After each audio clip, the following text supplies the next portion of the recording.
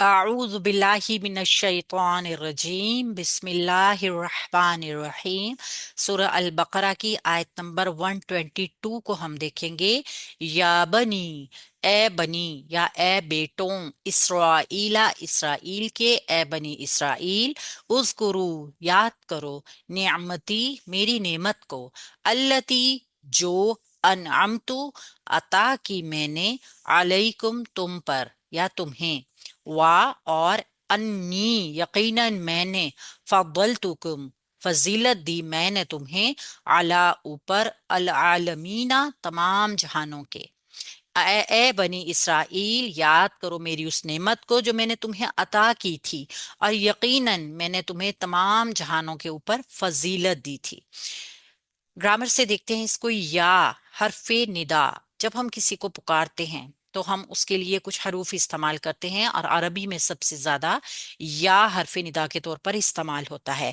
यहाँ पर या को हरफे निदा कहेंगे, और जिसको मुखातिब किया जा रहा होता है उसको मुनादा कहा जाता है। बनी इसराइल मुनादा है हरफे निदा या के लिए। ये निदा और मुनादा मिलकर मुनादा मतलूब बनाएंगे, यानी कि जो बात कही जाती है। जब हम किसी को बुलाते हैं, आवाज देते हैं, उससे कोई बात करते हैं, तो लाजमी तौर पर उसके पीछे कोई ना कोई जिक्र होता है, हमने उससे कोई ना कोई बात करनी होती है। तो ये निदा और मुनादा मिलके मुनादा मतलूब बनाएंगे, यानी वो बात जो बाद में उनको की जाएगी। या हरफे निदा और बनी इसराइल को अगर हम ग्रामर के हिसाब से देखें तो बनी असल में बनी ना था, ये बनी ना था। ये बनी इस वजह से रह गया कि जब कोई मुसन्ना का सीगा या जमा का सीगा मुजाफ बनता है तो उसका नून इराबी गिर जाता है। असल में ये बनी ना था, जिसका नून इराबी गिरने के बाद ये बनी रह गया। और इसराइला हजरत याकूब अलैहिस्सलाम की आल का नाम। हजरत याकूब अलैहिस्सलाम के 12 बेटे थे और उनका लक़ब चूंकि इसराइल था, तो उनको इसराइला यानी बनी इसराइल से खिताब किया गया, उनकी उम्मत को, उनकी औलाद को। ये मुजाफ और मुजाफ अलैह दोनों मिलके मुरक्कब इजाफी का पैटर्न बना रहे हैं। उज़कुरू मुनादा मतलूब हम देखेंगे। उज़कुरू फेले अमर, याद करो, याद दिलाया जा रहा है। उज़कुरू जब भी आता है तो किसी चीज की तरफ याद दहानी भी कराई जा रही होती है ना, याद करो।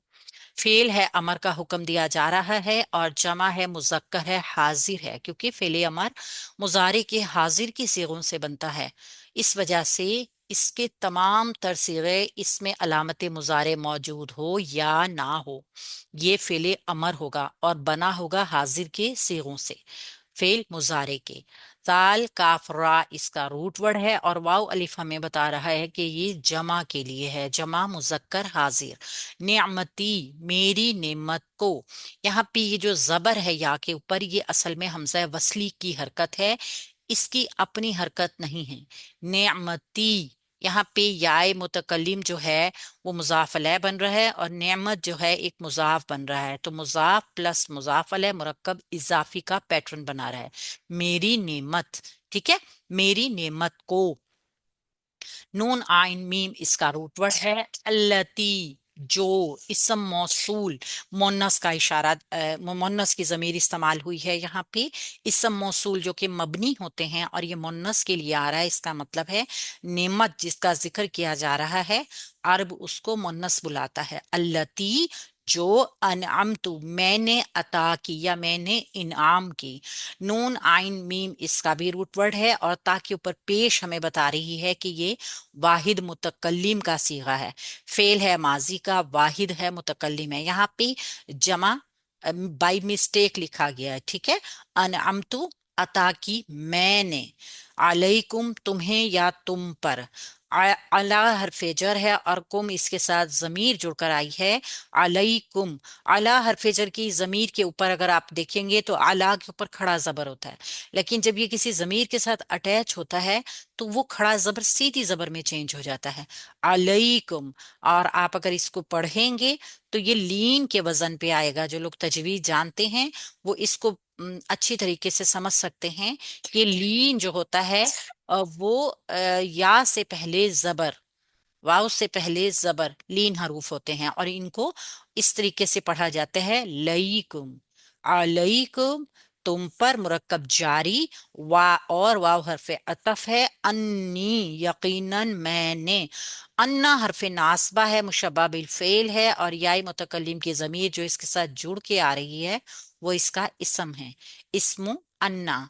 انا اور انا میں میجر بہت بڑا فرق یہ ہے کہ انا جملے کے شروع میں آتا ہے جبکہ انا جملے کے درمیان میں آتا ہے، اور اس کے علاوہ اگر ان کو ہم اس پیٹرن میں نہیں دیکھتے تو یہ لازمی طور پہ کوئی نہ کوئی وجہ ہوگی جس کی وجہ سے یہ پیٹرن چینج کریں گے، ٹھیک ہے، استثناء میں آ جائیں گے۔ فضلتکم، میں نے فضیلت دی تمہیں، فضلتو فعل ہے ماضی کا، واحد ہے، متکلم ہے، فضلتو میں نے فضیلت دی، کم تم سب کو، کم یہاں پہ ضمیر جڑ کر آ رہی ہے جو کہ مفعول کی ضمیر ہے۔ ہم جانتے ہیں کہ فعل کے ساتھ جب کوئی ضمیر جڑ کر آتی ہے تو وہ اس فعل کے لیے مفعول بن کر آتی ہے، اور اگر اسم کے ساتھ کوئی ضمیر جڑ کر آتی ہے تو وہ اس اسم کے ساتھ مل کر مرکب اضافی کا پیٹرن بناتی ہے۔ فا ضاد لام اس کا روٹ ورڈ ہے، فضیلت دینا، برتری دینا، عہدہ دینا، ایسی آپ کو اسٹیٹس دینا جو دنیا میں کسی اور کا نہ ہو، فضیلت اس چیز کو کہا جاتا ہے۔ اعلیٰ اوپر، العالمین، یہاں پہ بھی آپ دیکھ رہے ہیں اللہ کھڑے زبر کے ساتھ ہوتا ہے، لیکن چونکہ اس کو ملایا جا رہا ہے اگلے لام کے ساتھ علل، تو اس کو سیدھی زبر میں تبدیل کیا گیا ہے، العالمین۔